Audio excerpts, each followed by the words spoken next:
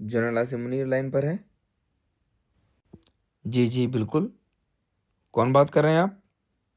اگر مرد کے بچے ہو تو فون بند مت کرنا، میری بات پوری سننا۔ اب آپ کو ٹھنڈک پڑ گئی ہے الیکشن میں چوری کروا کے؟ سکون مل گیا آپ کو؟ کیا پایا آپ نے؟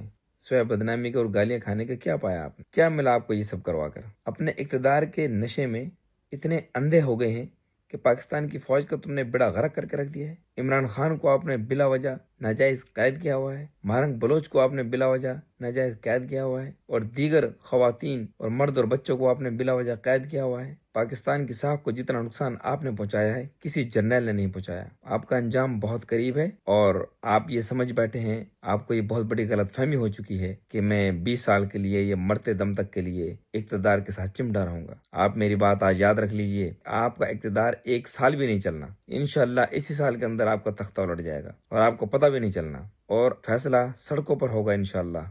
آپ ابھی اس خمار سے باہر نہیں نکلے ہیں کہ ہم انڈیا سے جنگ جیت چکے ہیں، زمینی جنگ تو آپ نے کوئی نہیں کی۔ اس نشے سے باہر آ جائیے، اور آپ کے لیے بہتر یہ ہوگا کہ آپ اپنا اقتدار چھوڑ دیجئے، ورنہ عوام آپ کو لاتیں مار کے نکالے گی۔ شرم کیجئے۔